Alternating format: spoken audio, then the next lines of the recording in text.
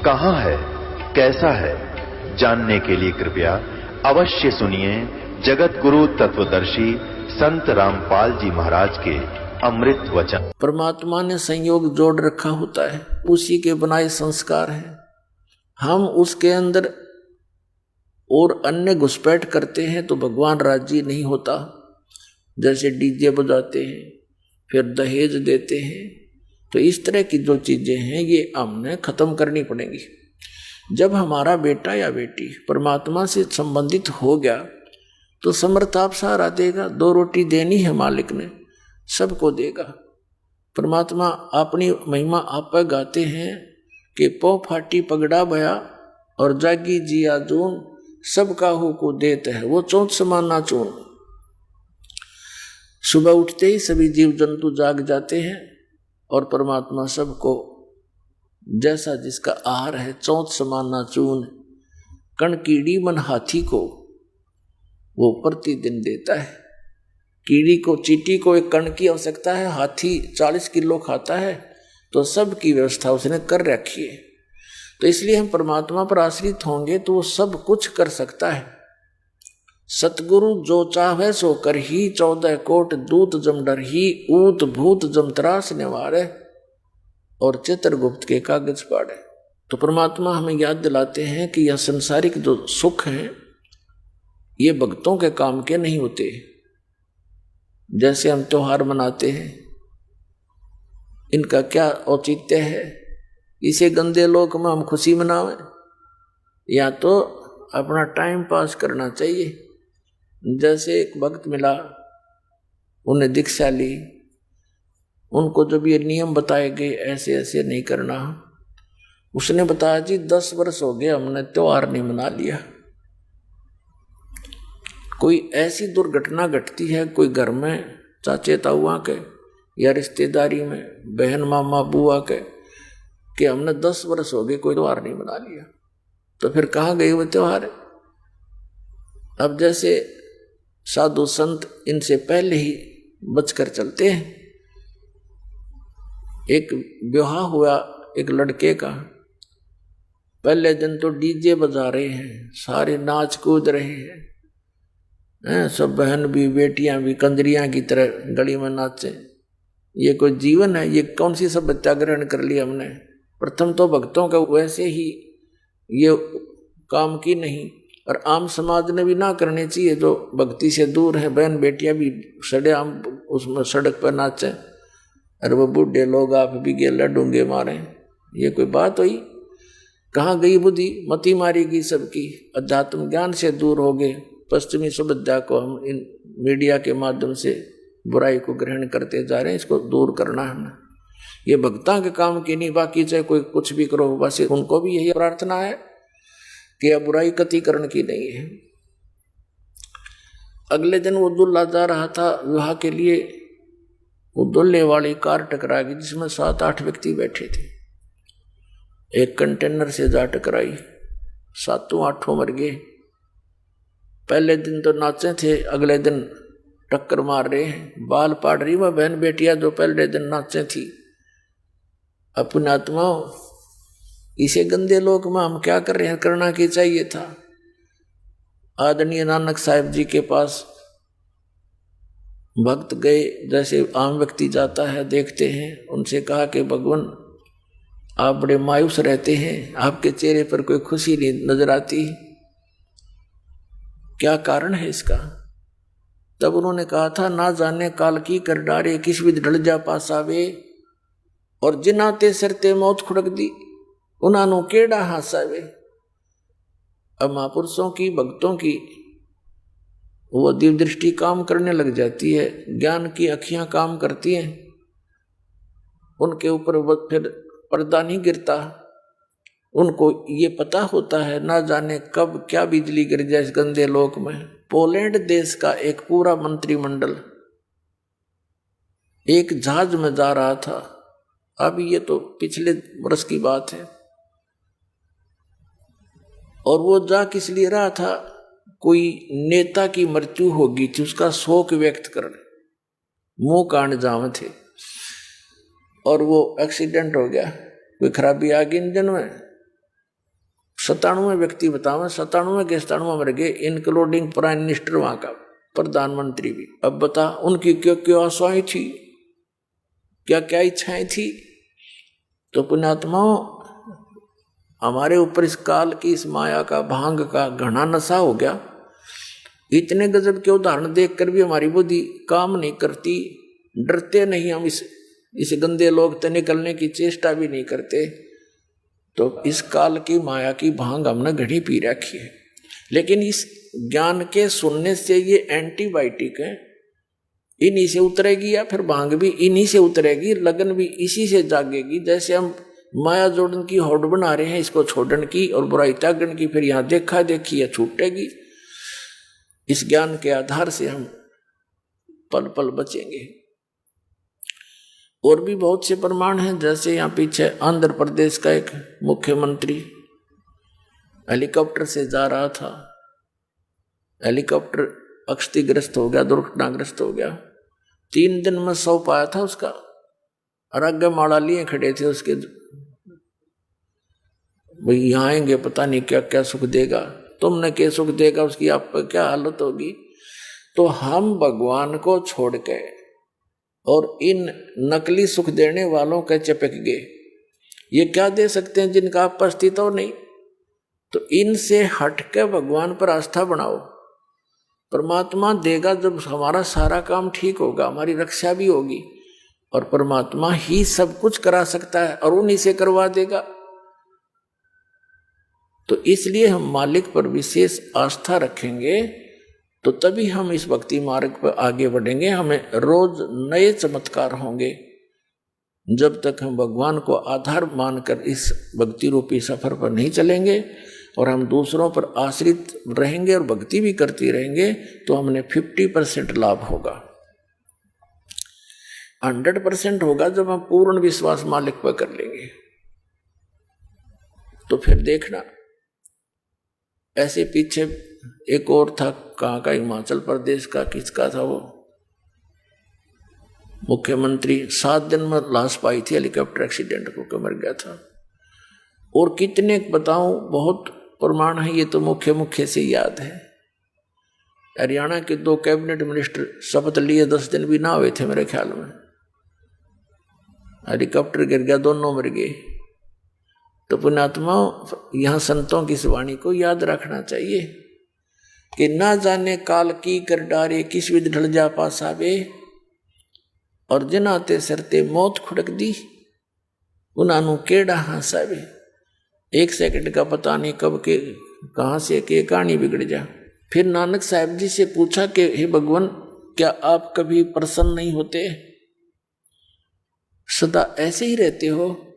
तब उन्होंने कहा कि साध मिले साढ़ साधी होंदी, और बिछड़ जा दिलगिरी वे, अखदे नानक सुनो जहाना मुश्किल हाल फकीरी वे। नानक साहब जी सत्संग किया करते थे महीने में 1 बार। तो कहा करते थे, जब ये साध मिले साढ़ साधी होंदी, ये साध संगत जब वापस आ जाती है सत्संग सुनने के लिए, तो मेरी खुशी का ठिकाना नहीं रहता। और जब ये बिछुड़ कर जाते हैं, मुझे मायूसी छा जाती है कि ये बच्चे भगवान के संसार में जा रहे हैं। और संसार की और भक्तों की मर्यादा, उनके नियमों में दिन और रात का अंतर होता है, और यदि मर्यादा भंग हो जाती है तो परमात्मा का कनेक्शन कट जाता है। मर्यादा भंग होने से भगवान का हाथ उठ जाता है। तो वो कहा करते थे कि ये बच्चे जब वापस आ जाते हैं तो मैं समझता हूँ कि काल के दूतों का इनके ऊपर असर बना नहीं, तो मेरी खुशी का ठिकाना नहीं रहता कि भगवान के बच्चे सही मार्ग पर जा रहे हैं। और जब ये जाते हैं, मुझे मायूसी इसलिए हो जाती है कि भक्ति इस काल के गंदे लोक में बड़ी कठिन बना दी। लोग भक्ति भी करते हैं, मांस शराब भी पीते खाते हैं, लोग भक्ति भी करते हैं, ड्रामाबाजी साथ भी करते हैं, क्योंकि वो भक्ति है ही नहीं उनके पास। तो यहाँ कहते हैं, साध मिले साढ़ साधी होंदी, विछड़ जा दिलगिरी वे, अख दे नानक सुनो जहाना मुश्किल हाल फकीरी वे। ये हमारी भक्ति, फकीरी माने भक्ति, ये मुश्किल क्यों होगी? क्योंकि हमारी परंपराएं जो भक्ति बाधक वो घनी फैला ली हमने। उन परंपराओं को कम करना है, बिल्कुल सिंपल वे माना पड़ेगा। अब न जब हम सफल हो पाएंगे, हम 20% जो प्रयत्न करेंगे ना रोटी के लिए, तो भी हमारा गुजारा हो सकता। जो आज हम 100% कर रहे हैं, फिर भी टाइम पर टूक नहीं, और टेंशन लिए फिर प्रत्येक प्राणी, किसी ने देख ले टेंशन होगी, किसी ने देख ले टेंशन होगी। क्या की टेंशन हो रही है? ये हमने अपनी परंपरा बिगाड़ रखी है। अब जैसे दास कि यहाँ बच्चों का विवाह करते हैं सिंपल वे से, जैसे कपड़े पहन रखे हैं इट इज, और रोटी भी यहाँ भगवान के भंडार में खाओ और बच्चों का ब्याह करो और जाओ। और जैसे घर पे भी करते हैं तो भी इसी तरह हमने ड्रामाबाजी नहीं करनी। परमात्मा ने ब्याह बच्चों का कर रखा होता है। अब हम ज्यादा दुखी इन बातों से है कि जिसका 3 बेटी होगी, अब उसको पता है कि समाज में किस तरह विवाह किया जाते हैं, तो उसका जीना हराम हो जाता माँ बाप का। और अब ऐसा होगा कि कितनी हो जाओ बेटी, खर्चा तो होना है नहीं, सिंपल वे से ब्याह करेंगे अपने बच्चों का, और बेटी को नाम दिला दे भगवान का, सदा सुखी रहेगी। एक पिताजी कितना धन दे सकता अपनी बेटी को? क्या आजीवन उसका गुजारा करा सकता है? फिर भी उसने अपने संस्कार से ही उसका काम चलेगा। तो संस्कार हम अच्छे बनाएंगे, बचपन से मालिक से जोड़ देंगे उन बच्चों को, तो परमात्मा सदा साथ रहेगा। जहां हम उनका साथ नहीं दे सकते, वहां भगवान साथ देता है। तो हम दुखी इसलिए हो गए कि हम परमात्मा की उस लाइन से दूर चले गए, जिससे हमें सब सुविधाएं मिलनी थी। अब पहले तो जैसे पुनकर्मी प्राणी थे सतयुग त्रेता द्वापर में, उनके पूर्वजन्म की बैटरी इतनी चार्ज होती थी, वो कुछ भी साधना कर रहे होते थे और चाहे ना कर रहे होते थे, सारे सुखी नजर आते थे। जो साधना कर रहे थे वो ये सोचा करते थे कि हम जो भक्ति कर रहे हैं इसी से हमें लाभ हो रहा है, क्योंकि आत्मा भगवान की भक्ति बिना रह नहीं सकती। और जो नहीं कर रहे थे वो उनका गिनती नहीं। लेकिन पहले ऐसे कोई व्यक्ति नहीं थे जो परमात्मा की भक्ति ना करते हो, साधना से वो कुछ भी कर रहे होते। अब भी विश्व में 70-80% व्यक्ति हैं जो भगवान में आस्था रखते हैं। थोड़े बहुत जैसे चीन और रूस जैसे लोग हैं, ये नास्तिक हो गए हैं। ये भी इन नकली गुरुओं के कारण ही हुए हैं, जिनके द्वारा बताए गए भक्ति विधि से परमात्मा से मिलने वाली राहत उनको हुई नहीं, जिस कारण से उन्होंने अपनी सोच से ये विधान बना दिया भगवान कहीं नहीं है, अपना करो और खाओ बस। और काल यही चाहता है कि इनको ऐसी उल्टी पट्टी पढ़वा दूं, ऐसा गलत भक्ति मार्ग बतवा दूं, इनको अध्यात्म लाभ हुआ नहीं, ये नास्तिक हो जा। परमात्मा का ये प्रयत्न रहता है कि इनमें आस्था बनी रहे भगवान की। खुद आते हैं दाता, जगह जगह प्रकट हो जाते हैं, कि कहीं भी रह करके गुप्त, जैसे पहले तो मीडिया भी नहीं था, कम्युनिकेशन भी नहीं था, कहीं भी आ जाते थे, सुना करते थे। एक साधु 10 वर्ष रहा था, उसका पता नहीं, नाम गाम बताया नहीं, और वहाँ बहुत से अक्षेत्र को शिष्य बनाकर भक्ति विधि बताकर उनको बहुत से सुख देकर और अंतर ध्यान हो जाते थे, ताकि परमात्मा की आस्था चा इस बनी रहे। तो पुण्यात्माओं, प्रत्येक प्राणी सतयुग त्रेता द्वापर तक अवश्य भक्ति करते थे, और वो भक्ति करते थे, नु सोचा करते हम जो साधना करें इससे लाभ हो रहा, और हो रहा था उसके संस्कारों से।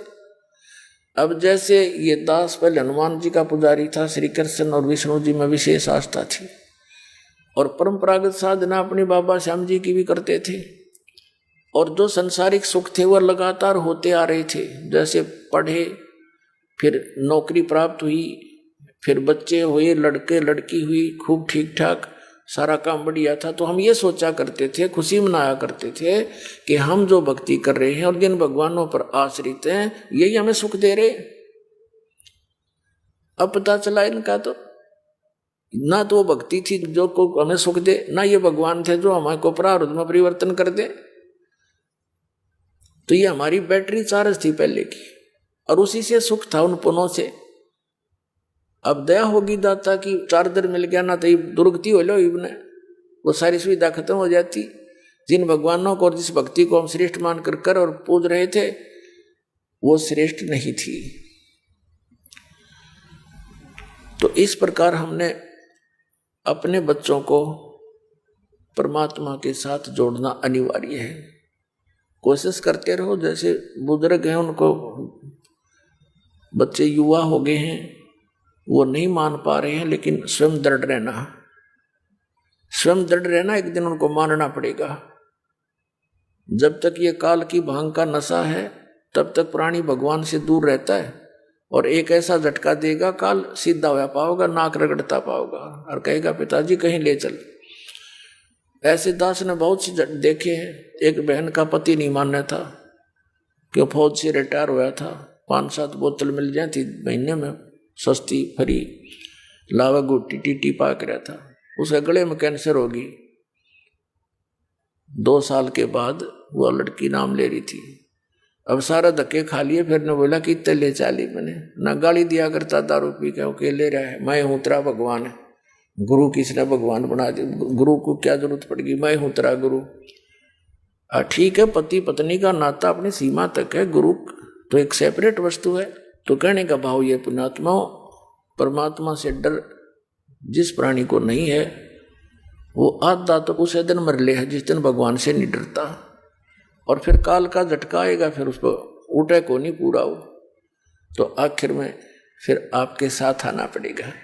तो इस प्रकार पूरा विश्व अब परमात्मा के चरणों में आएगा, क्योंकि इन भौतिक सुखों से ऊब चुके हैं लोग।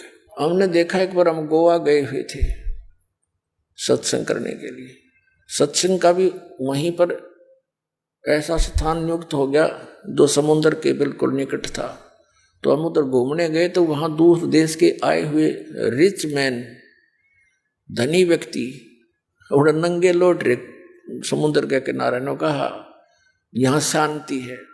हम शांति ढूंढे माया में, और वो माया छोड़ के शांति ढूंढे और रेत में। देख सारी उल्टी पढ़ाई पढ़ रखी हमने। तो ईब वस्त कति छक लेंगे इस भौतिक गाने गुणे सुनकर, टीवी टावी देख कर, मोबाइल तो भी बोर हो लेंगे, क्योंकि जो आत्मा को चाहिए वह वस्तु मिल नहीं रही। और मन की आदत है, एक वस्तु ने देखेगा चाहेगा 10 दिन में रिजेक्ट कर देगा, और चाहिए। तो ये तो एक मालिक ने बढ़ुआ बताया है कि इसका तो कितना अंत है को नहीं। तो इसकी हर प्रकार से काल की जो डोर को टाइट करने के लिए, इसकी इच्छाओं का नाश करने के लिए तो तत्व ज्ञान की आवश्यकता होती है। जो भक्ति के अंदर सुख है प्राणी को, इस पृथ्वी की किसी वस्तु पर नहीं हो सकता, क्योंकि वो सुख है नहीं, हम सुख मान रहे हैं उनको। कबीर साहब कहते हैं झूठे सुख को सुख कहे ये मान रहा मन मोद, ये सकल चबी ना काल का, कुछ मुख में कुछ गोद। इस झूठे सुख ने सुख मान रहे हो तुम। ऋषि में फूले नहीं समाते, 1 सेकंड का भरोसा नहीं कब बिजली गिर जाए, फिर काहे की वस्तु। परमात्मा कहते हैं नंगा आया जगत में और नंगा ही तू जाए, और बीच में ख्वाबी ख्याल है मन माया बरमावे। कति निवस्त्र आया था, निवस्त्र ले जाएंगे, फूक आऊंगे जाकर, जब जाएगा यहाँ से तुझे कोई कपड़ा साथ नहीं चले तेरे। और बीच में ये थोड़ा सा ये बकवाद थी कर गया तू, और इस दौरान करना चाहिए था परमात्मा की भक्ति दान धर्म, उसके अभाव से जीवन नष्ट कर दिया। अब यहां परमात्मा कहते हैं यहां सुख नाम की चीज नहीं है, हमने इस दुख को ही सुख मान लिया। कैसे मान लिया? जैसे एक व्यक्ति के 3 पुत्र थे, एक की मृत्यु होगी, 2 शेष थे, वो बुरी तरह रो रहा था, हाहाकार मच रहा। तो सांत्वना व्यक्त करने के लिए, शोक व्यक्त करने के लिए आ रहे थे मित्र प्यारे। उनमें से एक व्यक्ति ऐसा आया जिसका एक ही पुत्र था, उसी की मृत्यु हो चुकी थी 2 वर्ष पहले। अब वहां बैठ गया आके, तो फिर सांत्वना देने वालों ने उसको कहा कि देखो भाई, ये तो यहां सभी के साथ बीत रही है, यहाँ का तो विधान है, अब कुछ बनने वाला है नहीं, क्यों अपनी आंखें खराब कर रहा है। देख इसका इकलौता पुत्र था और वो भी चला गया। उसको फिर राहत होगी। यूं सोची, हे भगवान चोखा, मेरे 2 तो बच गए, इस बेचारे का एक ही था, वही मर गया। अब उसने इससे संतुष्टि हुई, सुख हो गया। अब वो खाक सुख हो गया कि बेटा आ गया वापस। सिर्फ हम एक दूसरे ने देख कर सुख मान रहे हैं, उससे दुखी। हमसे कुछ ज्यादा दुखी मिल जाता तो हम अपने को सुखी मान लेते।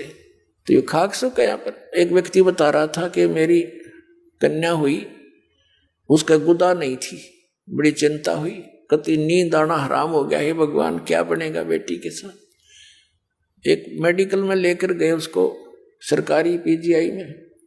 तो जिस कक्ष में, जिस वार्ड में हम गए, तो वहां 4 और थी ऐसी बच्चे, लड़के और लड़कियां, उनके भी ऐसी गुदा नहीं थी। तो वहां जाकर कहता है कि फिर थोड़ी शांति हुई मुझे कि हे भगवान, और भी दुखी है, बता, यो खाक सुख हो गया। क्या मिल गया फिर उसको? तो परमात्मा कहते हैं, झूठे सुख को सुख है ये मान रहा मनमोद, ये सकल जबीना काल का कुछ मुख में कुछ खोद। तो इसलिए परमात्मा कहते हैं, मन तू चल रे सुख के सागर, जहाँ शब्द सिंदूरत नागर। मन तू चल रे सुख के सागर, जहाँ शब्द सिंदूरत नागर। कोट जन्म तन भर मत होगे, कुछ ना हाथ लग्या रे। कुकर सुकर खर बया बोरे, कौवा हंस बुगारे। मन तू चल रे सुख के सागर, जहाँ शब्द सिंदूरत नागर। मन तू चल रे सुख के सागर। जैसे समुद्र के अंदर जहाज चला जाता है 200 किलोमीटर, 300 किलोमीटर, तो वहां चारों तरफ दृष्टि फैलाकर जहाज के यात्री देखते हैं, जल के अतिरिक्त कुछ भी दिखाई नहीं देता। जहां तक नजर जाती है सागर ही सागर दिखाई देता है। तो परमात्मा कहते हैं वहां सतलोक में ऐसे सुख ही सुख है, सुख ही सुख का सागर है, वहां कोई दुख नहीं। और फिर क्या बताते हैं, कोट जन्म तन भर मत होगे, कुछ ना हाथ लग्या रे। कुकर सुकर खरबया बोरे, कौआ हंस बुगारे। कोटि जन्म तू राजा की न्या, मिटी न मन की आशा। भिक्षुक होके दर दर घूम्या, ये मिला न निर्गुण रासा। असंग जन्म तन मरत्या होगे, जीवित क्यों ना मरे रे। 12 मध्य मैल मठ बोरे, बहुर ना दे धरे रे। दोजक भिष्ट सभी ते देखे, राजपाट के रसिया। 3 लोक से तरपत नाही, ये मन भोगी खसिया। सतगुर मिले तो इच्छा मिटे, पद मिल पदे समाना। चल हंसा उस लोक पठाऊं, जो आदि अमर अस्थाना। 4 मुक्ति जहाँ चंपी करती, माया होरी दासी। दास गरीब अभय पद पर से, वो मिले राम अविनाशी। अब क्या बताते हैं, मन तू चल रे सुख के सागर, जहाँ शब्द सिंधूरत नागर। कहते हैं कोट जन्म तन भर मत होगे, और कुछ नहीं हाथ लग्या रे। कुकर सुकर खरबा बोरे, कौआ हंस बुगारे। कोटि जन्म तू राजा की न्या, मिटी न मन की आशा। भिक्षुकों के तू दर दर घूम्या, और मिला नी निर्गुण रासा। अब क्या बताते हैं परमात्मा, इंद्र कुबेर ईश की पदवी, और ब्रह्मा वरुण धर्मराया, विष्णु नाथ के पुर को जाके तू फिर भी वापस आया। अपने आत्मा अध्यात्म ज्ञान के अभाव से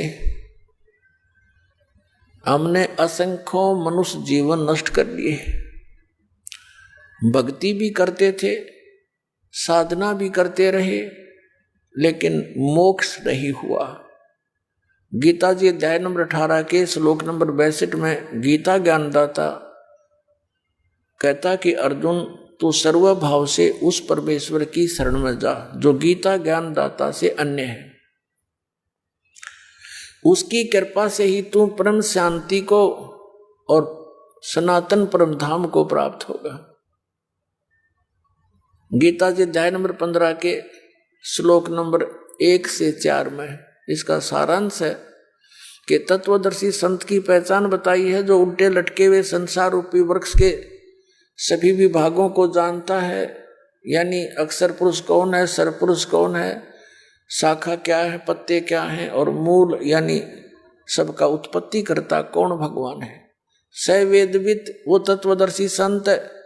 तत्वदर्शी संत की प्राप्ति के उपरांत परमात्मा के उस परम पद की खोज करनी चाहिए, जहां जाने के बाद साधक फिर लौटकर कभी संसार में नहीं आते। और जिस परमेश्वर ने सभी ब्रह्मांडों की रचना की है और उसके अतिरिक्त और किसी की भी भक्ति साधना उपासना नहीं करनी चाहिए। अपने विषय में गीता ज्ञान दाता अध्याय नंबर 2 के श्लोक 12 में, अध्याय नंबर 4 के श्लोक 5 और 9 में, गीता अध्याय 10 के श्लोक 2 में कहता है, अर्जुन तेरे और मेरे बहुत जन्म हो चुके हैं, तू नहीं जानता, मैं जानता हूं, मेरे जन्म और कर्म दिव्य हैं।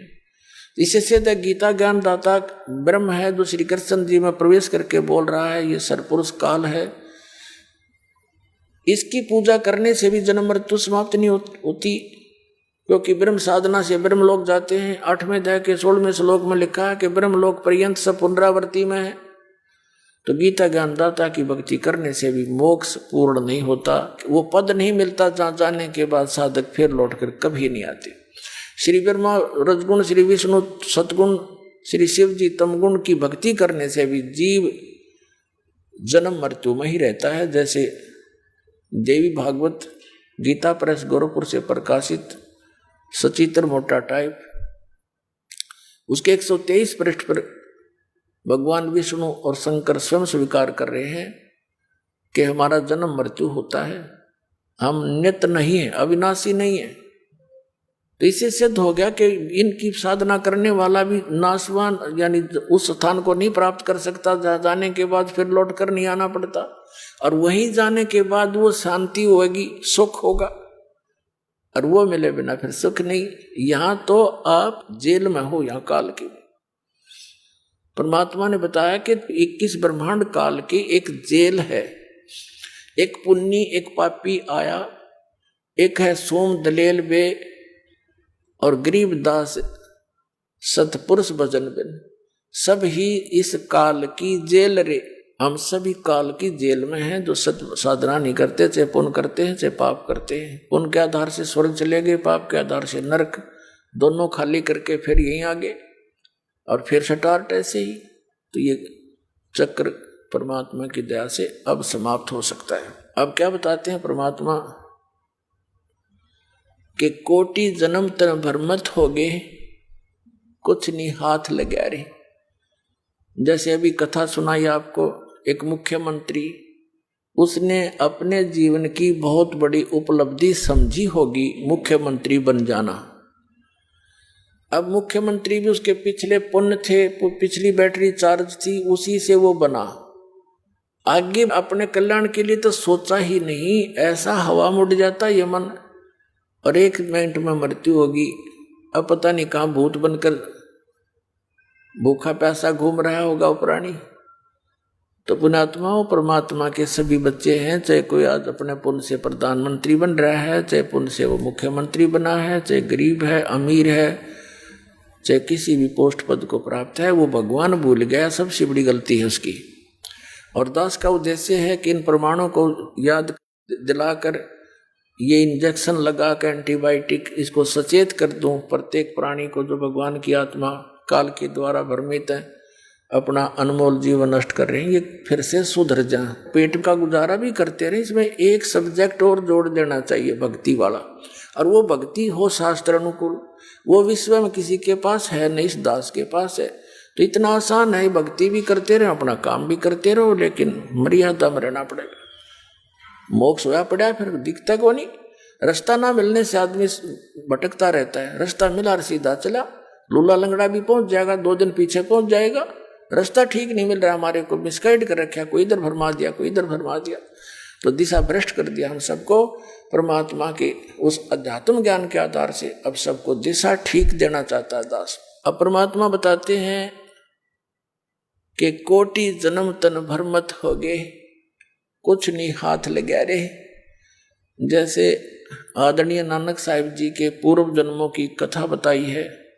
सतयुग में ये पुण्यात्मा राजा अम्बरीश थे और इतने धार्मिक व्यक्ति थे, ऐसे धार्मिक राजा थे। कहते हैं इनके राज्य में जितना इसका क्षेत्र था, बकरी और शेर एक ही घाट पर पानी पीते थे। यानी उसकी भक्ति की कमाई से प्रत्येक प्राणी में अहिंसा खत्म हो गई थी। और एक बार ये जिसने सिद्ध ऋषि मानते थे दुर्वासा जी ने जाके उनके साथ ज्ञान संवाद किया था और अपने ज्ञान को उनके ऊपर थोपना चाहा था बाई फोर्स। और राजा अम्बरीश ने पहले तो उनके सामने हाँ भर ली, लेकिन अपनी क्रिया वो कर रहा था वही करता रहा। नेक्स्ट टाइम जब वो आया दुर्वासा को फिर वही क्रिया करते हुए राजा को देखा तो गुस्सा हो गया वो। उसने सुदर्शन चक्कर से शीश काटने के लिए, अम्बरीश को मारने के लिए सुदर्शन चक्कर छोड़ दिया। अब वो सुदर्शन चक्कर राजा अम्बरीश पर अटैक ना करके वापस दुर्वासा की तरफ मुड़ गया उसी को मारने के लिए। अब दुर्वासा भाग लिया, सिद्धि से उड़ गया। पहले शिव जी के लोक में गया, शिव जी ने कहा भी मेरे बस की बात नहीं, तू यहाँ से निकल। फिर ब्रह्मा जी के पास गया, ब्रह्मा जी ने भी हाथ जोड़ दिया, भाई ये मेरे बस का नहीं है, तू निकल यहाँ से, मुझे मरवाएगा। अब विष्णु जी के पास इसलिए नहीं जा रहा था क्योंकि राजा अम्बरीश विष्णु जी के पुजारी थे। आखिर में उसने वहां जाना पड़ा।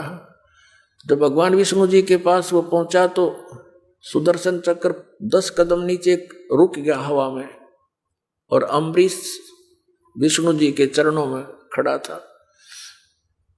तब विष्णु जी ने पूछा कि बोल भाई ऋषि जी, क्या गुस्ताखी कर दी तूने? सुदर्शन चक्र क्यों तेरा पीछा कर रहा है? उसने फिर सारी कहानी बताई, जी ऐसे ऐसे मैंने राजा अम्बरीश के साथ बदतमीजी कर दी। विष्णु जी ने कहा कि उसी के पास जाओ, वो अक्षमा करेंगे तो तेरी माफी होगी, मैं नहीं कर पाऊंगा। अब रो दुर्वासा वहां बैठ के विष्णु जी के चरणों में, हे भगवान, उसको इतनी संतुष्टि तो होगी थी दुर्वासा को कि यहाँ आने से ये रुक गया, खड़ा हो गया दूर, तेरे पे असर नहीं कर पा रहा। तो कहता है भगवान मुझे आपके शरण से कहाँ भेज रहे हो, मुझे मार डालेगा ही।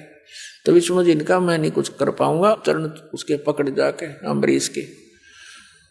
तो और चारा ना देखा, चल पड़ा। एक बार पीछे देखा, आगे न बाजे। राजा अम्बरीश के चरणों में जाकर कहा मुझे माफ करो। राजा अम्बरीश ने वो सुदर्शन चक्र हाथ में पकड़ लिया और शांत करके उसका दे दिया, ले तेरी तोब। और भक्ति का मार्ग न्यारा है, ये सिद्धियां पिद्धियां ये तो बच्चों के खिलौने हैं। तो इतना विद्वान था और ऐसा भक्ति युक्त था वो प्राणी। अगले जन्म में वो राजा अम्बरीश राजा जनक हुए और राजा जनक के समय भी उस जीवन काल में उसने हजारों की संख्या में यज्ञ किए और जिस कारण से बहुत से जहां वो यज्ञ किया करते वो तीर्थ भी प्रसिद्ध हैं। और एक सुखदेव नाम के ऋषि थे, माँ के गर्भ से बैटरी चार्ज थी उसकी पिछले जन्मों की, बाहर आती आकाश में उड़ के चला गया था, पिता माता के मुख भी नहीं देखा था और गुरु धारण नहीं कर रखा था उसने। भगवान विष्णु ने उसको अपने लोक से वापस कर दिया था कि तू निगुरा है, गुरु नहीं है तेरा, गुरु बना। भगवान विष्णु ने कहा था सुखदेव ऋषि को कि राजा जनक को गुरु बनाओ। अब वो बाल ब्रह्मचारी राजा जनक गृहस्थी सुखदेव ऋषि के सामने एक समस्या उत्पन्न होगी थी कि भी मैं तो बाल ब्रह्मचारी और त्यागी और वैरागी सन्यासी एक गृहस्थी को कैसे प्रणाम करूंगा। इस काल ने हमारे कई बंधन बांध रखे हैं ताकि वो भक्ति ना कर ले। मान बड़ाई सबसे बड़ी दुश्मन है इस प्राणी की। कबीर साहब कहते हैं राज तजना सहज है, सहज त्रिया का ने, और मान बड़ाई ईर्षा दुर्लभ तजना ये। अरे इनके तजे बिना भगवान नहीं मिल सकता।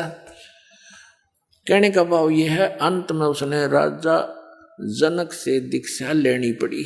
दास जो आज के सत्संग में जो सिद्ध करना चाहता है कि ऐसी पुण्यात्मा राजा जनक, ऐसा भक्ति युक्त एक सन्यासी ने चरणों में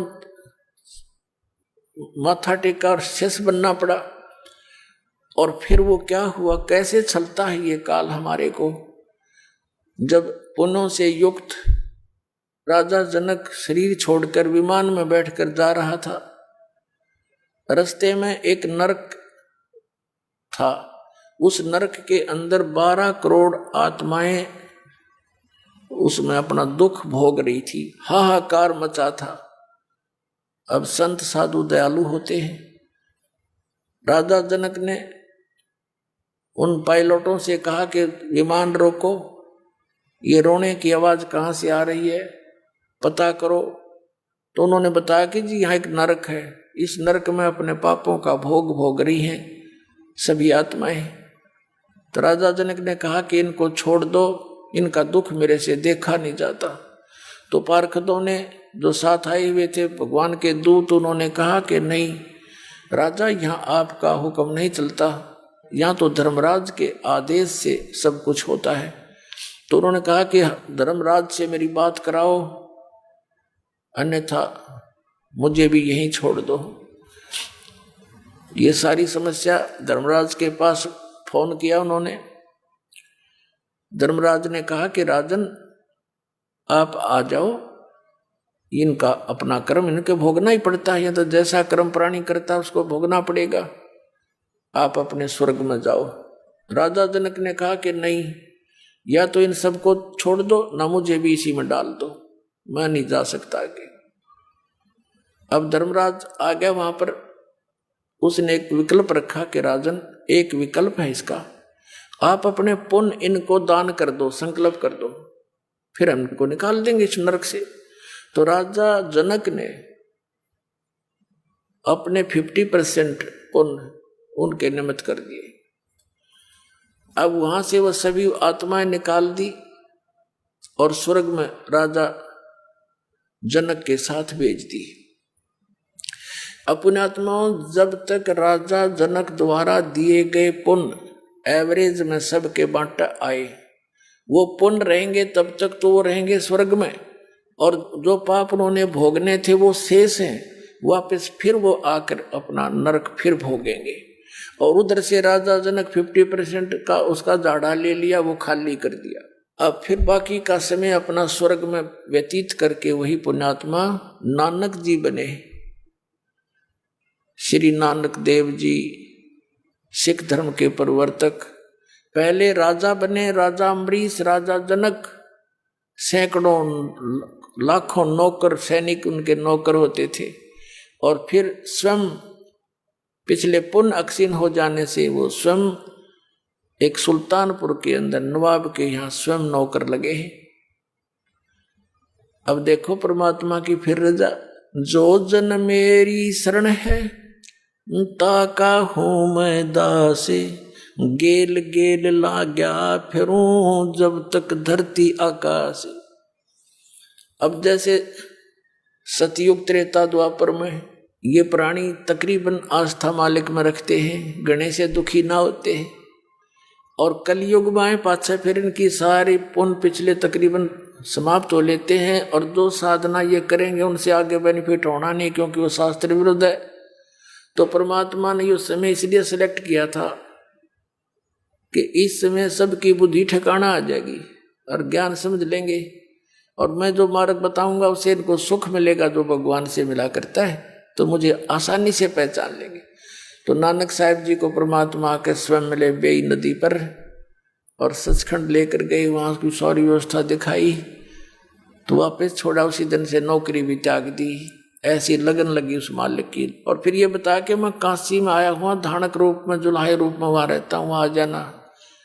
जब वहाँ जाकर दे काशी में जुलाहे धानक के रूप में क्रिया करते हुए उसी परमात्मा को जिसको सतलोक में देखा था, तब कहा था फाई सूरत मुलुकी वेश ए ठगवाड़ा ठगी देश खरा सियाना बोता भारी, लोगों धानक रूप रहा करता। ये बैठा भगवान, ये बैठा परमात्मा। हाँ, फिर उसकी कोई नहीं माने, क्योंकि वहाँ जुलाहों की कॉलोनी में सब इकट्ठे हो गए और कहें देख पंजाब का व्यक्ति पागल हो गया नीरू के बेटे को, भगवान बतावे। फिर परमेश्वर ने कहा कि भक्त अब कोई फायदा नहीं इनको कुछ कहने सुनने का, आप अपनी भक्ति करो।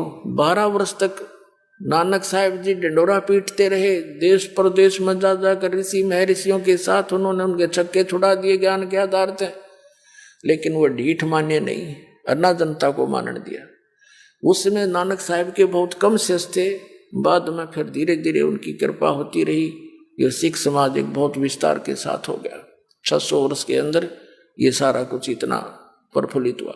तो परमात्मा अब इसी प्रकार हमें याद दिलाते हैं, कोट जन्म तन भरमत होगे कुछ नहीं हाथ लगा रे, अब कुकर सुकर खरबा बोरे कौआ हंस बगारे। अब इसी कंसेप्ट को क्लियर करने के लिए पुण्यात्मा आपको एक प्रमाण दिखाते हैं। ये जिस पुण्यात्मा की भांग उतर गई होगी इस ज्ञान के सुनंत है, ये भी इतनी देर का जो सत्संग आपको किया गया है, इस आत्मा के ऊपर चोट लगाई है ताकि यू होश में आ जा, थोड़ा इस ज्ञान को सुन ले। और जब तक ये थोड़ी सी नशा नहीं उतरता, इतनी सतर्क नहीं होती, और यहाँ बैठा बैठा भी इधर उधर के तगड़म बगड़म लगाए रहता है, वहाँ नो करना था, वहाँ ऐसे करना था, पता नहीं क्या हो रहा होगा। तो यहाँ इस ज्ञान से वो खत्म होंगे पहले तो जो मन भ्रमित करता है। अब ये ज्ञान अंदर समाएगा, आपके अंदर जाएगा तो तभी तो ये अपना काम करेगा। अब आपको एक ऐसा इतिहास दिखाते हैं, आपका कलेजा हिल जाएगा। जो साधनाएं तो आप कर ही नहीं रहे हो, जो इन महापुरुषों ने साधनाएं की उसके बाद इनकी ये ब्रह्मटी हुई। और अब कलयुग में तो वो भक्ति भी को नहीं जो वेदों अनुसार हुआ करती थी। तो आज के जो मार्गदर्शक हैं वो बिल्कुल ज्ञानहीन और भक्तिहीन प्राणी हैं, उनके पास कोई भक्ति नहीं ना कोई ज्ञान है। तो उनके बताए मार्ग से जो साधना करें, अपना जीवन नाश करें। आपको दिखाते एक महावीर जैन की कथा। ये महावीर जैन जी जो जैनियों का 24 में तीर्थंकर माने जाते हैं, ये कौन थे और जैन धर्म के प्रवर्तक कौन थे? श्री ऋषभदेव जी, वो प्रथम तीर्थंकर हैं, उनको आदिनाथ भी कहते हैं। ऋषभदेव के पोते थे मारीची, भरत के पुत्र राजा थे ऋषभदेव जी। इनको परमात्मा मिले थे स्वयं जाकर के, जैसा वेदों में विधान है कि वो परमात्मा सतलोक से चलकर आता है, अपनी अच्छी आत्माओं को मिलता है, अपने रूप को सरल कर लेता है, क्योंकि वहां तो बहुत तेजों में रूप है मालिक का, मनुष्य सदृश है। तो इसी अपने लीला अनुसार ऋषभदेव को मिले थे। ऋषभदेव जी को ज्ञान कराया, सत्संग सुनाया। ऋषभदेव जी प्रेरित हो गए, भगवान के लिए तड़फ गए एकदम, क्योंकि पिछले संस्कार प्रबल थे। लेकिन परमात्मा की बात को स्वीकार ना करके अन्य ऋषियों से जो ज्ञान वो परंपरागत सुना करते, उसी के आधार से घर से निकल गए, अपने बच्चों को राज दे करके। और वैसे ही लोकवेद के आधार से 1 वर्ष तक तो वो निराहार रहे, यानी बगैर कुछ खाए पिए। फिर 1000 वर्ष तक तप किया, घोर तप किया। और फिर जब साधना संपूर्ण की तो प्रथम धर्म देशना कहते हैं दीक्षा। तो प्रथम दीक्षा अपने पोते भरत के पुत्र मारीची को दी, और वही मारीची आगे चल के 24 में तीर्थंकर महावीर जैन हुए। तो जो ऋषभदेव जी जैसी साधना करते थे, कुछ वेदों का आधार था, ओम नाम था, हठ योग ये काल की प्रेरणा थी, उसके करने वाले प्राणी पर भी कितने कष्ट आए। इंद्र कुबेर ईश की पदवी, ब्रह्मा वरुण धर्मराया, विष्णुनाथ के पुर को जाके तू फिर भी वापस आया। अब देखो, आओ जैन धर्म को जाने, एक पुस्तक है, ये इन जैनियों के द्वारा ही लिखी गई है।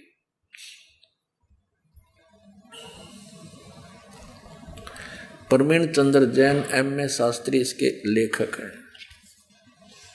आओ जैन धर्म को जाने, ये है लेखक प्रवीण चंद्र जैन M.A. शास्त्री, जम्बूदीप हस्तिनापुर। प्रकाशक है श्रीमती सुनीता जैन, जम्बूदीप हस्तिनापुर, मेरठ उत्तर प्रदेश में।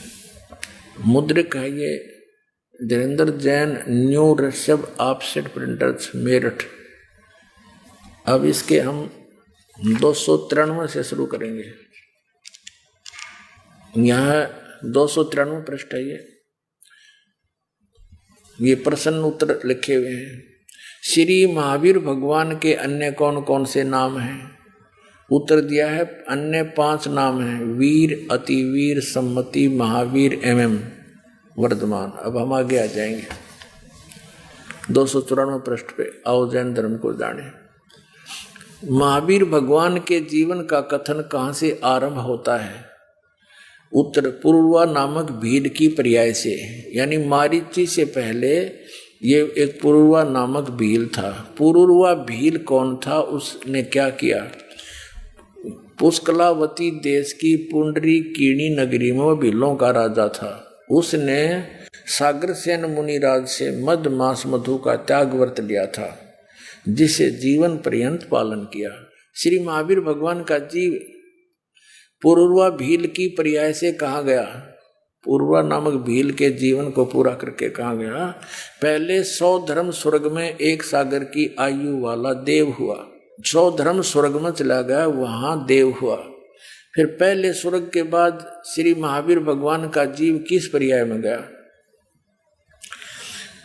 भरत चक्रवर्ती की रानी अनंतमती से मारीची नामक ज्येष्ठ पुत्र हुआ। अब देखो, ये मारीची भरत का पुत्र, राजा ऋषभदेव का पोता। तो आपको थोड़ा इतिहास और दिखाना पड़ेगा। ये एक पुस्तक है, जैन संस्कृति कोश, जैन इतिहास संस्कृति कला एवं पुरातन, प्रथम खंड। लेखक हैं प्रोफेसर भागचंद्र जैन, भास्कर। जैन संस्कृति कोश, जैन इतिहास संस्कृत कला एवं पुरातन, प्रथम खंड। लेखक हैं भागचंद्र जैन, प्रकाशक हैं डॉक्टर भागचंद्र जैन भास्कर, मानद निदेशक, सन्मति प्राच्य शोध संस्थान, नो एक्सटेंशन एरिया, 23 तुकाराम चाल, सदर नागपुर। ये और भी यहाँ, और ये प्राप्ति स्थान इनके यहाँ पर है। अब ये है स्वर्गीय पूज्य पिता श्री गौरीलाल जैन एवं मातु श्री पूज्या तुलसी देवी जैन की पुण्य स्मृति में सादर समर्पित, जिनके प्यार दुलार से और सम्मति से, स्नेह से, सहयोग से मैं यहाँ तक पहुँच सका हूँ, भागचंद्र जैन। और इसकी कीमत देखो, इन पुस्तकों की 3000 रुपये कीमत है। 3000 रुपये 3 खंडों का भारत में, और विदेशों में $200। ये तो और गणे हो जाते हैं। अब भारत में 3 है ये पुस्तक, ये सबसे मोटी है जो मैं आपको दिखा रहा हूँ। ऐसी ऐसी और भी हैं, ये एक और है ऐसी, ये जैन संस्कृति को द्वितीय भाग, एक और है तीसरा। तो इनके तीनों के मिलाकर 3000 रुपये। आज तक मेरे ख्याल में ये 10,000 की होंगी। ये तो सन 2003 में हम लाए थे, जब इसके 1000 रुपये एक पुस्तक के, और इकट्ठी दें तीनों 3000 रुपये में हैं। और ये इनका बिल्कुल इतिहास है, और इनका मान्यता प्राप्त इन्हीं के द्वारा लिखा हुआ। अब इसके हम चलते हैं 175 पृष्ठ पे। ये देखिएगा 175 पृष्ठ पे, ऋषभ के पौत्र मारीची भरत के पुत्र को पुराणों में वैदिक धर्म का प्रवर्तक माना गया। ये मारीची जो है वैदिक धर्म का प्रवर्तक है, जिसको वैदिक धर्म के गुण गाए जाते हैं। ये मारीची उसका प्रवर्तक है, यानी उसका निर्माता है, उसका मुखिया है वैदिक धर्म का। अब देखो, और यही मारीची जैन परंपरा में आगे चलकर महावीर वर्धमान बना, महावीर जैन हो गया। यो ये आगे दिखाते आपको। ये है 176 पृष्ठ पे, तीर्थंकर ऋषभदेव की जीवन घटनाएं। तीर्थंकर ऋषभदेव अंतिम कुलकर नाभिराज के पुत्र थे। उनकी माता मरु देवी थी। वे इक्ष्वाकु वंशी नाभिराज अयोध्या के एक लोकप्रिय राजा थे। तरुण होने पर नाभिराज ने ऋषभदेव का विवाह सुनंदा और सुमंगला से कर दिया। सुनंदा ने तेजस्वी पुत्र बाहुबली और पुत्री सुंदरी को जन्म दिया, और सुमंगला ने भरत सहित 99 पुत्रों और ब्राह्मी पुत्री को जन्म दिया। समय आने पर ऋषभदेव ने भरत को अयोध्या का, बाहुबली को तक्षशिला का और शेष युवराजों को उनकी योग्यता अनुसार राज्य सौंपकर संसार त्याग दिया और दीक्षा लेकर साधना में लीन हो गया। किसी ऋषि से दीक्षा ले ली, गुरु बना लिया। साधना काल में पाणिपात्री ऋषभदेव 1 वर्ष तक निराहार रहे, कुछ नहीं खाया 1 वर्ष। बाद में बाहुबली के पौत्र संन्यास कुमार ने इक्ष्वाकु रस देकर उनकी इस निराहार वृत्ति को तोड़ा, ईख का जूस पियाकर। लगातार 1000 वर्ष तक फिर तपस्या की। लगातार 1000 वर्ष तक तपस्या करने वाले मुनि ऋषभदेव ने अंत में केवल ज्ञान प्राप्त किया और धर्म देशना प्रारंभ की, यानी दीक्षा देना शुरू की। प्रथम धर्म देशना यानी पहला चेला बनाया कौन? भरत के पुत्र मारीची को दी, जो बाद में 24 में तीर्थंकर महावीर बने। ठीक, ये क्लियर हो गया कि ये महावीर कौन है। अब जिस पुस्तक को हम पढ़ाने जा रहे हैं, आओ जैन धर्म को जाने, आसानी से समझ में आ जाएगी। अब देखिए, हम फिर आगे उस पुस्तक पर आओ जैन धर्म को जाने और इसके 293 पृष्ठ में पढ़ रहे हैं। यहाँ आगे थे कि पहले स्वर्ग के बाद श्री महावीर भगवान का जीव किस पर्याय को प्राप्त हुआ, यानी इस पुरूरा नामक भील की जीवन के बाद फिर ये स्वर्ग में गया। स्वर्ग के बाद फिर भरत चक्रवर्ती की रानी अंतमती से मारीची नामक ज्येष्ठ पुत्र हुआ, मारीची नाम हुआ। और फिर मारीची की पर्याय से यानी राजा ऋषभदेव से दीक्षा लेकर भक्ति करके मारीची कहाँ गया? मारीची के पर्याय से महावीर भगवान का जीव किस पर्याय में गया? ब्रह्म स्वर्ग में देव हुआ। ब्रह्म स्वर्ग कौन सा है? ब्रह्मलोक में देव हुआ, क्योंकि ओम नाम का जाप करते थे और ओम नाम ब्रह्म की साधना है, उससे ब्रह्मलोक प्राप्ति होती है। तो इसमें स्पष्ट किया कि वो ब्रह्मलोक में गया, ब्रह्म स्वर्ग में। अब देखो, ब्रह्म स्वर्ग से श्री महावीर भगवान का जीव किस पर्याय में गया? अयोध्या नगरी में कपिल ब्राह्मण की काली स्त्री से जटिल नामक पुत्र हुआ। फिर जटिल की पर्याय से कहा गया? 100 धर्म स्वर्ग में 1 सागर की आयु वाला देव हुआ। फिर कहा गया? इसी भरत क्षेत्र में सूतिका नामक गांव में अग्निभूत ब्राह्मण की गौतम स्त्री से अग्निशय नामक पुत्र हुआ। फिर कहा गया? फिर स्वर्ग में गया। फिर स्वर्ग से कहा गया? भरत क्षेत्र के मंदिर नामक गांव में गौतम ब्राह्मण की कौश की पत्नी से अग्निमित्र नाम का पुत्र हुआ।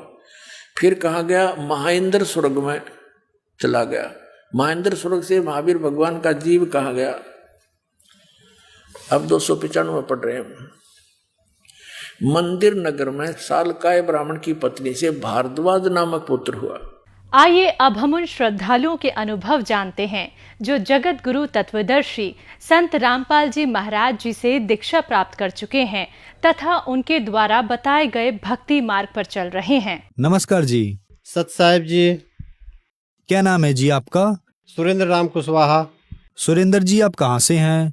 ग्राम रमरेपुर, तहसील सकलडीहा, चंदौली से। सुरेंद्र जी, संत रामपाल जी महाराज से नाम दीक्षा आपने कब ली? सर 4 अप्रैल 2016 को। सुरेंद्र जी, संत रामपाल जी महाराज से नाम दीक्षा लेने से पहले आप क्या भक्ति साधनाएं किया करते थे? जी, नए सरकार चंदौली में है एक, उन्हीं से मैं नाम दीक्षा ले रखा था, उन्हीं की भक्ति मैं किया करता था। फिर आप संत रामपाल जी महाराज की शरण में कैसे आए? एक संत रामपाल जी महाराज के शिष्य थे, उन्होंने मुझे एक ज्ञान गंगा पुस्तक दी। मेरा पुत्र मरा हुआ था, एक ही इकलौता बेटा था, और उन्होंने कहा कि भगत जी इस चीज़ को पढ़िए आप, तो आपको शांति मिलेगी। तो मैंने उस पुस्तक को पढ़ा। जब उस पुस्तक को पढ़ा तो मुझे 3 दिन तक नींद नहीं आई। फिर मैंने उस पुस्तक में पढ़ा कि जहाँ मैं भक्ति करता था, जिस गुरु के पास था, उसमें लिखा था गुरु ब्रह्मा गुरु विष्णु गुरु देवो महेश्वर गुरु साक्षात पर ब्रह्म तस्मै श्री गुरुवे नमः। तो इसे मुझे हृदय को झटका लगा कि ये भी पूर्ण गुरु नहीं है। तब मैं 4 अप्रैल 2016 को संत रामपाल जी महाराज के से नाम दीक्षा ग्रहण की। सुरेंद्र जी, संत रामपाल जी महाराज से नाम दीक्षा लेने के बाद आपको क्या क्या लाभ मिले? संत रामपाल जी महाराज से नाम दीक्षा लेने के बाद मुझे शारीरिक सुख मिले, मानसिक और आर्थिक स्थिति भी सुधरी, और सबसे बड़ा लाभ, मेरी बेटी को यूट्रस में कैंसर था। मैंने कैंसर का इलाज चंदौली सरकारी अस्पताल में दिखाया और वहाँ पर एक्सरे और सारा रिपोर्ट मैंने लिया तो डॉक्टर ने बोला कि बिना ऑपरेशन का नहीं ठीक होगा, ऑपरेशन करवाना ही पड़ेगा। तो मैंने कहा कि मेरे पास पैसे इतने नहीं हैं, मैं ऑपरेशन नहीं करवाऊंगा। पूर्ण परमात्मा संत रामपाल जी महाराज के चरणों में जाकर मैंने समर्पण किया और परमात्मा से बेटी को नाम दिलाया। जिस दिन मैंने नाम दिलाया, नाम लिया, उसी क्षण जो है पेट का दर्द गायब हो गया। उसके बाद से आज तक कोई तकलीफ नहीं हुई, बिना ऑपरेशन के, बिना दवाई के, और मेरी बेटी का कैंसर ठीक हो गया। जबकि डॉक्टरों ने कहा था कि बिना ऑपरेशन का ये नहीं ठीक होगा, ऑपरेशन करवाना ही पड़ेगा। तो मैंने कहा कि मैं ऑपरेशन नहीं करवाऊंगा, मैं परमात्मा के शरण में जाकर परमात्मा से नाम लिया, दीक्षा दिलाया। उसके बाद मेरी बेटी का सर्व रोग नाश हो गया। मेरे कान के पर्दे में छेद था, मैंने एक्सरा करवाया चंदौली हॉस्पिटल में, फिर मुंबई केएम हॉस्पिटल में मैंने दिखाया। वहाँ के भी डॉक्टर बताए कि कान के पर्दे में छेद है, कान के पर्दा लगाना पड़ेगा, बिना ऑपरेशन का नहीं होगा। तो मैंने फिर कहा कि मेरे पास इतने पैसे नहीं हैं, मैं ऑपरेशन नहीं करवा सकता। फिर मैंने पूर्ण परमात्मा संत रामपाल जी महाराज से मैं प्रार्थना की। उसके बाद ये मेरे कान का पर्दा ठीक हो गया। उसके बाद फिर गया दिखाने के लिए डॉक्टर को, वापस केएम हॉस्पिटल में फिर गया तो वहाँ पर डॉक्टरों ने कहा कि आपके कान का पर्दा ठीक है, ऑपरेशन की कोई ज़रूरत नहीं है।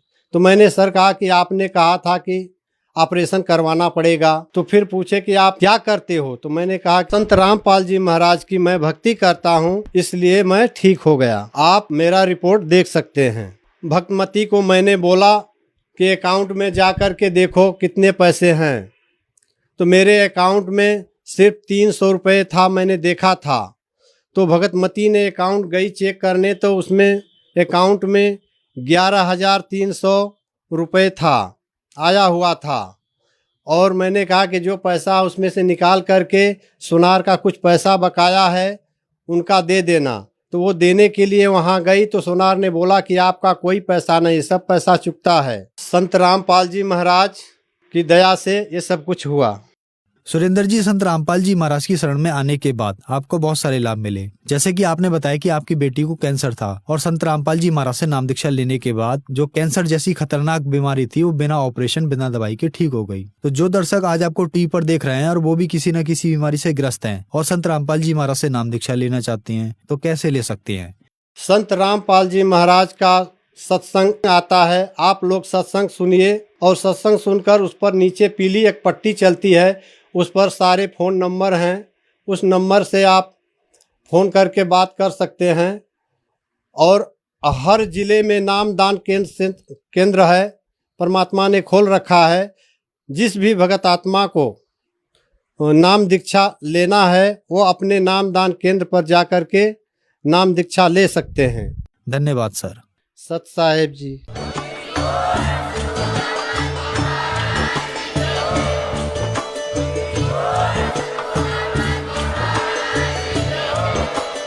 आप सुन रहे थे जगत गुरु तत्वदर्शी संत रामपाल जी महाराज जी के मंगल प्रवचन। अधिक जानकारी के लिए विजिट कीजिए हमारी वेबसाइट www.jagatgururampalji.org। संत रामपाल जी महाराज जी के शुभ आशीर्वाद से पूरे विश्व भर में 500 से भी ज्यादा नाम दीक्षा केंद्र हैं, जिन पर संत रामपाल जी महाराज जी द्वारा ऑनलाइन निशुल्क नाम दीक्षा दी जा रही है। अपने नजदीकी नाम दीक्षा केंद्र का पता करने के लिए संपर्क करें 8222880541।